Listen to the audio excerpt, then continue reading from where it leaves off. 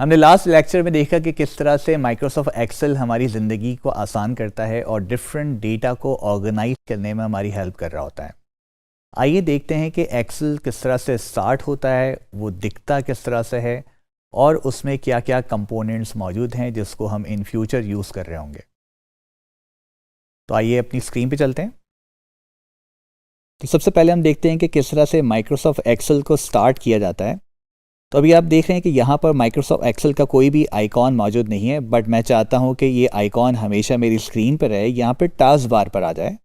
तो हम यहाँ पर फर्स्ट टाइम जब माइक्रोसॉफ्ट एक्सेल को फाइंड करते हैं तो ये एप्लीकेशन यहाँ पर आ जाएगी। आप चाहें तो यहाँ से भी स्टार्ट कर सकते हैं, लेकिन हम चाहते हैं कि हमेशा ये आइकॉन हमारे सामने रहे। तो इस आइकॉन पे हम राइट क्लिक करते हैं और पिन टू टास्क बार पर क्लिक कर देते हैं।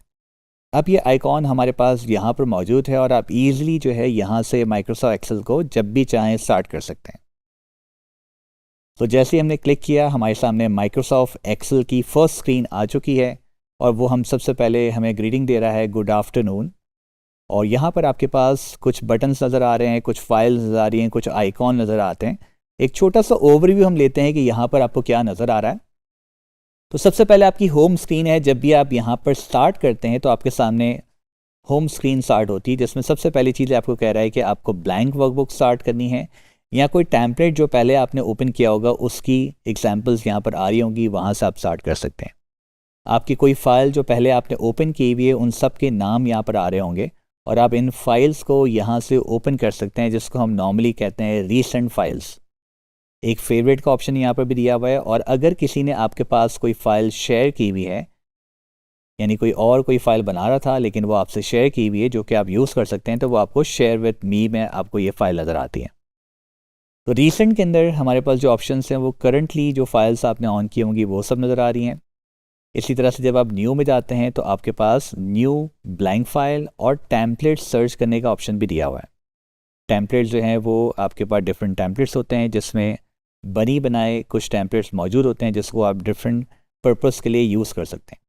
अगेन, अगर आपके पास कोई फ़ाइल बनी हुई है जिसको आपको ओपन करना है तो आप ये फ़ाइल यहाँ से ओपन कर सकते हैं। और अगर आपको अकाउंट्स देखना है कि हमारे पास कौन सा ईमेल अकाउंट यहाँ पर कनेक्ट हुआ है, कौन सा वर्जन हम एक्सेल का यूज़ कर रहे हैं, लाइक करेंटली मेरे पास जो वर्जन सॉल्व हुआ है वो है माइक्रोसॉफ्ट 365 एप्लीकेशन फॉर एंटरप्राइजेस और हमारा ईमेल यहाँ पर आपको नज़र आ रहा है। ठीक है, इस तरह से कुछ बेसिक चीज़ें यहाँ पर नज़र आ रही हैं। यहाँ से आप थीम्स भी इसके चेंज कर सकते हैं। फ़िलहाल हमने कलरफुल थीम लिया हुआ है। And then we have some other options जो कि आप यहाँ से यूज़ कर सकते हैं। फ़िलहाल के तौर पर हम इसको गहराई में नहीं ले जा रहे। तो अगर आपको यहाँ पर एक बेसिक फ़ाइल ओपन करनी है, ब्लैंक फ़ाइल, तो आप यहाँ पर सिंपल क्लिक कर देते हैं और आपके सामने ये ब्लैंक फ़ाइल ओपन हो गई। सो हमारे पास जो है वो कुछ एक्सरसाइज फाइल्स हैं जो कि हम इस पूरे सेशन में आपके साथ यूज़ कर रहे होंगे, ताकि आपका टाइम जो है वो हमारे साथ वेस्ट ना हो और डिफरेंट चीज़ें जो है वो हम बेसिकली उस पर सीख रहे हों। तो डेटा हमारे पास बना हुआ होगा, एक्सरसाइज बनी हुई होंगी जिसके ऊपर हम डिफरेंट एक्सरसाइज को परफॉर्म कर रहे होंगे। तो आप जाएँ और अपने LMS से जो है वो फ़ाइल डाउनलोड करें और इस फाइल को यहाँ पर ओपन कर लें। सो आई एम श्योर कि आपने जो है ये फ़ाइल अपने पास ओपन कर ली है और अब आपके सामने स्क्रीन जो नज़र आ रही है वो सेम स्क्रीन है जो कि मेरी स्क्रीन पर नज़र आ रही है। और इस टॉपिक में हम जो है वो एक्सेल का इंटरफेस को समझने की कोशिश करेंगे कि एक्सेल के इंटरफेस में क्या क्या चीज़ें अवेलेबल हैं। सबसे पहली चीज़ जो इसमें परमानेंट आपको नज़र आती है वो 3 चीज़ें आपको परमानेंट नज़र आती हैं। एक, आपको यहाँ पर ये रिबन नज़र आ रहा है। दूसरा, आपके पास ये पूरा शीट का एरिया है जिसको हम बॉडी कह सकते हैं। और नीचे आपके पास शीट के नेम्स आ रहे हैं जो कि आपको यहाँ नज़र आ रहे हैं, राइट। लेकिन हम एक एक करके अंडरस्टैंड करते हैं। सबसे पहले हम रिबन को अंडरस्टैंड करने की कोशिश करते हैं। रिबन में क्या होता है कि रिबन में आपके पास डिफरेंट जो है वो ऑप्शंस अवेलेबल होते हैं जिसके थ्रू आप एक्सेल को पूरा ऑपरेट कर रहे होते हैं, जिसमें डिफरेंट फीचर्स हैं, डिफरेंट फार्मूलाज हैं जो कि आप वहाँ से एक्सेस कर सकते हैं। अगर हम फाइल टैब की बात करते हैं तो फाइल टैब में आपके पास जनरल जितने भी फाइल से कंट्रोलिंग मैनेजमेंट है वो सारी चीज़ें अवेलेबल हैं। ये होम का टैब से आप फेमिलियर हैं क्योंकि अभी कुछ देर पहले ही हमने होम का टैब जो है वो यहाँ पर देखा था और उसको अंडरस्टैंड किया था। इसमें एक चीज़ जो बड़ी यूज़फुल है वो हम यहाँ पर देखते हैं। जैसे हम रीसेंट फाइल यहाँ पर यूज़ कर रहे हैं। अब रीसेंट फाइल में होता ये है कि जैसे जैसे आप फाइल्स को ओपन करते जाएंगे तो आपके पास नई फाइल्स आती जाएंगी और पुरानी फाइल्स जो है वो हाइड हो जाती हैं जितनी कैपेसिटीज़ के अंदर है उसके हिसाब से। लेकिन मैं चाहता हूँ मेरी कुछ फेवरेट फाइल्स हैं जो कि यहाँ पर मौजूद रहें। तो हम उन फाइल्स को यहाँ पर फेवरेट में ऐड कर सकते हैं और वो जो है वो टाइम के साथ हाइड नहीं होती। लाइक अगर मैं यहाँ पर इस वक्त ये फ़ाइल ओपन कर रहा हूँ और ये फ़ाइल मैं यूज़ कर रहा हूँ, मैं चाहता हूँ ये फ़ाइल मेरे पास रहे, तो हम इसको यहाँ पर ऐड टू फेवरेट पर क्लिक कर सकते हैं। अगर आप ओल्डर वर्जन यूज़ कर रहे हैं तो यहाँ पर उसी का नाम पिन के नाम से आता है और इसको आप पिन कर सकते हैं। तो जैसे ही मैंने इसको ऐड टू फेवरेट कर दिया, यहाँ पर स्टार आ गया और यहाँ पर फेवरेट के ऑप्शंस में आपको ये फ़ाइल मौजूद है और ये हर दफ़ा अब आपके पास रहेगी जब जब इसको आप यूज़ करना चाहते हैं। सो होम के बाद हमारे पास न्यू टैब है और न्यू के टैब में आपके पास सबसे पहली चीज़ नज़र आती है वो आपके पास ब्लैंक वर्कबुक नज़र आती है और जो टेम्पलेट्स आपने पहले से डाउनलोड किए हैं वो नज़र आ रहे होंगे। लेकिन यहाँ पर एक बहुत बड़ी डायरेक्टरी है, एक बहुत बड़ा डेटा है जिसके अंदर आपको बहुत सारी शीट्स जो हैं फ्रीली अवेलेबल मिलती हैं। लाइक अगर आप यहाँ से बजट को क्लिक करते हैं तो यहाँ पर डिफरेंट बजट के एग्जाम्पल्स आपके पास आ गए हैं, टेम्पलेट्स आपके पास आ गए हैं जो कि आप यहाँ से डाउनलोड कर सकते हैं। तो अगर मैंने यहाँ पर एक मंथली बजट पे क्लिक कर दिया और जैसे ही मैं इसको क्रिएट करता हूँ तो ये मंथली बजट जो है वो आपके पास डाउनलोड हो गया है और आप इसको सेम एज इट इज़ बनी बनाई फाइल्स आप अपने पास यूज़ कर सकते हैं और डिफरेंट तरीके से इस पर्सनल मंथली बजट को आप यहाँ पर मेंटेन कर सकते हैं। इसी तरह से नेक्स्ट ऑप्शन आपके पास ओपन का दिया हुआ है और ओपन, सेव और डिफरेंट और ऑप्शंस जो इसी से रिलेटेड है ये हम बाद में डिटेल में सीखेंगे।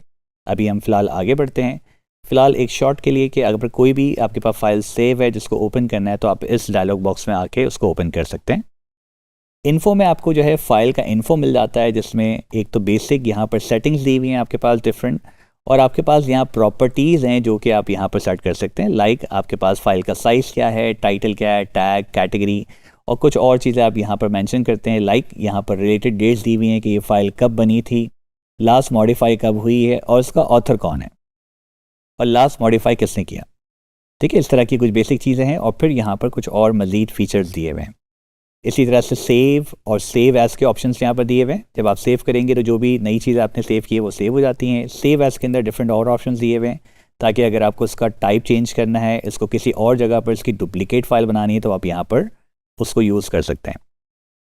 सेव एज़ PDF का यहाँ पर एक एक्स्ट्रा सॉफ्टवेयर इंस्टॉल हुआ है जो कि यहाँ पर हो सकता है। अदरवाइज़ एक्सेल के अंदर अपना भी एक PDF सॉफ्टवेयर है जो कि आप यूज़ कर सकते हैं। तो ये दो जो ऑप्शंस हैं ये आपके पास डिफरेंट हैं। जब सॉफ्टवेयर बेस्ड हैं, सॉफ्टवेयर इंस्टॉल होंगे तो आपको नज़र आ रहे होंगे। Then we have print option. तो अगर जब भी आपको कोई चीज़ प्रिंट करनी है, फाइल प्रिंट करनी है तो आप यहाँ पर आते हैं। Then we have share as PDF, export के ऑप्शंस हैं, क्लोज फाइल, अकाउंट्स जिसमें हम पहले भी जा चुके हैं और ऑप्शंस का बटन यहाँ पर दिया हुआ है।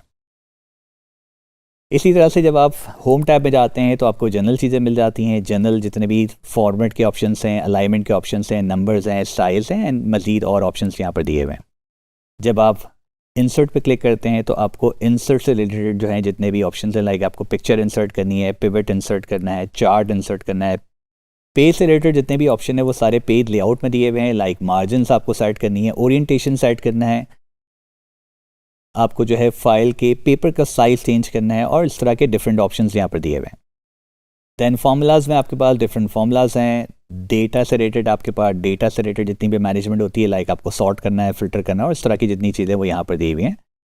रिव्यू के अंदर रिव्यू से रिलेटेड चीज़ें दी हुई हैं, लाइक आपको स्पेलिंग, ग्रामर यानी प्रूफिंग करनी है आपको, और इस तरह से कमेंट्स और प्रोटेक्शन के जो ऑप्शन है वो यहाँ पर दिए हुए हैं।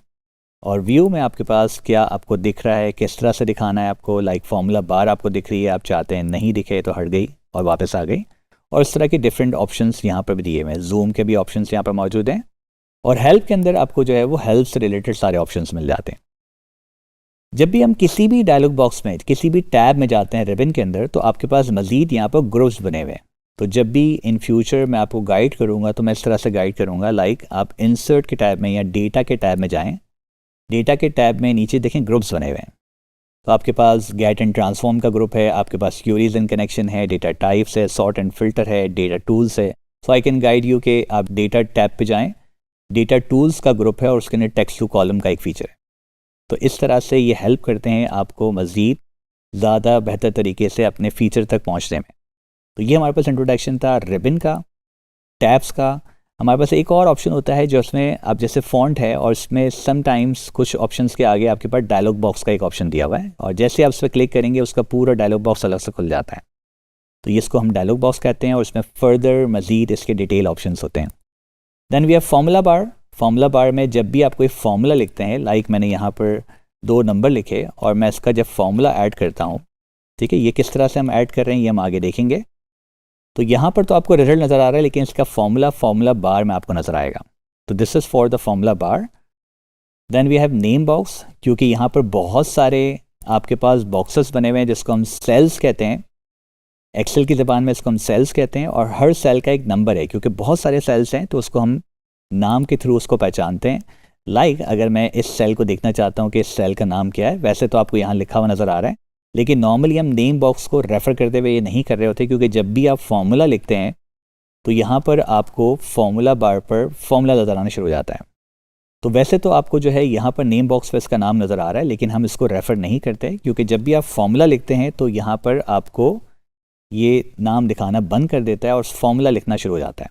तो हम जब भी एक्सेल में काम करेंगे हमें सेल्स देखना आना चाहिए जिसके थ्रू हम इजीली काम कर सकेंगे। लाइक अगर मैं ई कॉलम पे मौजूद हूँ तो ये मेरा ई कॉलम है और मैं A ड्रॉ पे मौजूद हूँ, तो इस सेल का नाम हो गया E8।